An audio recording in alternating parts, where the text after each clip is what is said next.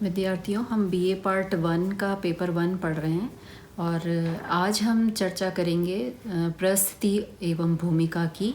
Status and role का introduction अपन करेंगे। आज क्या होता है स्टेटस एंड रोल, परिस्थिति और भूमिका क्या होती है, ये हम जानने का प्रयास करेंगे।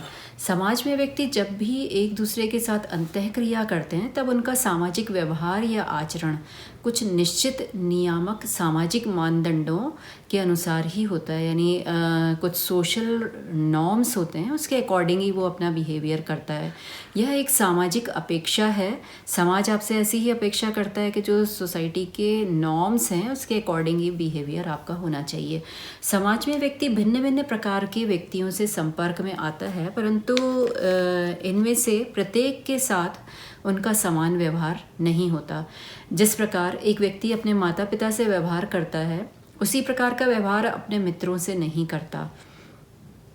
या हम कह सकते हैं कि जिस प्रकार एक व्यक्ति अपने अधिकारी से व्यवहार करता है, उसी प्रकार का व्यवहार अपने परिवार के सदस्यों के साथ नहीं करता। तो सामाजिक व्यवहार चाहे किसी भी प्रकार के हों, वे एक परिस्थिति में होते हैं। सामाजिक परिस्थिति के अंतर्गत 3 तत्व समाहित होते हैं: कर्ता, लक्ष्य और सामान्यक। कर्ता यानी एक्टर वह व्यक्ति होता है जो किसी लक्ष्य ऑब्जेक्ट से सामाजिक सामान्यकों के अनुसार अंतःक्रिया करता है।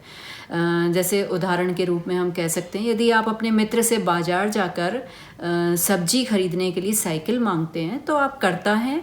बाजार जाकर सब्जी खरीदना आपका लक्ष्य है और जिस तरीके से आपने साइकिल मांगी है, जैसे नम्रतापूर्वक, यह सामाजिक सामान्यक है या सामाजिक व्यवहार है।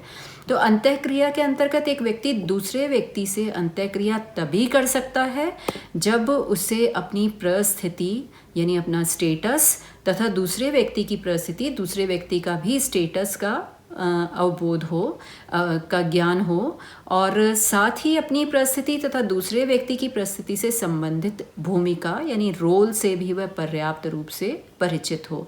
तो उसको कैसा रोल प्ले करना है उसको ये भी पता होना चाहिए। समाज परिस्थितियों का जाल है और समाज में प्रत्येक व्यक्ति की अपनी परिस्थिति होती है तथा उससे जुड़ी भूमिकाएं होती हैं। सभी व्यक्ति अपनी परिस्थिति तथा भूमिका के प्रति सचेत होते हैं और परिस्थिति भूमिका का चेतन परिणाम है या चेतना है। परिस्थिति भूमिका चेतन का ही परिणाम है कि अगर हम जैसे रेस्टोरेंट में जाते हैं, भोजनालय में जाते हैं और एक नाश्ता या भोजन करने वाला व्यक्ति स्थान ग्रहण कर लेता है अपने आप ही। हम रेस्टोरेंट में जाते हैं और अपना स्थान हम खुद निश्चित कर लेते हैं, अपने स्थान पर बैठ जाते हैं। उसके स्थान ग्रहण करते ही, एक व्यक्ति के स्थान ग्रहण करते ही वहाँ पर काम करने वाले लोग ग्राहक के अनुकूल भोजन सामग्री लाते हैं तथा ग्राहक की परिस्थिति उसे कुछ सेवाओं को करने के योग्य बनाती है। इसी तरह अगर हम फुटबॉल के खेल में एक समूह के 11 खिलाड़ी दूसरे समूह के 11 खिलाड़ियों के मुकाबले खुलकर गेंद खेलने के लिए मैदान में आते हैं, परंतु खिलाड़ी लोग परिस्थिति संबंधों के हिसाब से तय किए गए ढंग से खेल प्रारंभ करते हैं। गेंद हाथ में लेते ही बॉल हाथ में पकड़ने का काम केवल गोलकीपर का होता है। यदि ऐसा कोई अन्य करता है तो उसे फाउल माना जाता है और इसके बदले में उसके दल के लोगों को पेनल्टी भुगतनी पड़ती है। तो जब हम किसी अजनबी व्यक्ति से कहीं मिलते हैं तो बातचीत का प्रारंभ हम सबसे पहले परिस्थिति के निर्धारण से आरंभ करते हैं कि उसका स्टेटस क्या है, ये जानने से हम प्रारंभ करते हैं। किसी व्यक्ति की लिंग परिस्थिति या आयु परिस्थिति भी लगभग स्पष्ट होती है। इस तरह के प्रश्न हम करते हैं कि आप क्या करते हैं, आप कहाँ से आए हैं।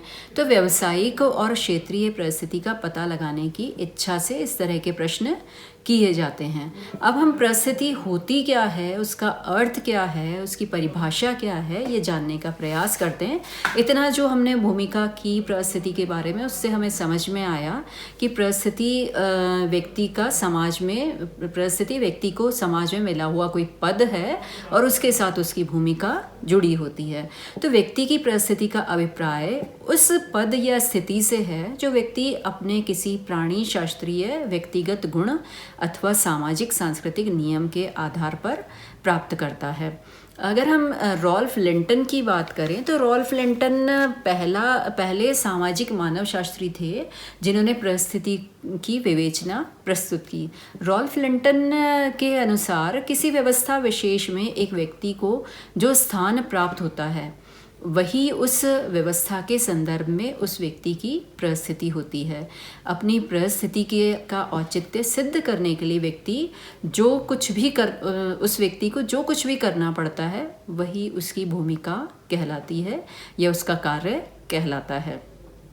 तो परिस्थिति समाज या किसी समूह में एक स्थिति मात्र होती है और हर समाज और हर समूह में ऐसी बहुत सी परिस्थितियाँ होती हैं जो हर व्यक्ति ऐसी बहुत सी परिस्थितियों में रहता है। जितने समूहों से उसका संबंध है उतनी ही परिस्थितियाँ उसके साथ होती हैं, उतना ही स्टेटस उसको मिला हुआ होता है। परिस्थिति उस पद का सूचक है जो कि एक समूह अथवा समाज निर्मित करता है एवं भूमिका उस पद का निर्वाह करने वाले व्यक्ति को महत्व देती है। तो अगर हम सरल शब्दों में इसकी परिभाषा देखें तो यह समूह में व्यक्ति के पद का प्रतिनिधित्व करती है। यानी परिस्थिति, अगर हम सरल भाषा में परिस्थिति को समझना चाहते हैं तो यह समूह में व्यक्ति के पद का प्रतिनिधित्व करती है।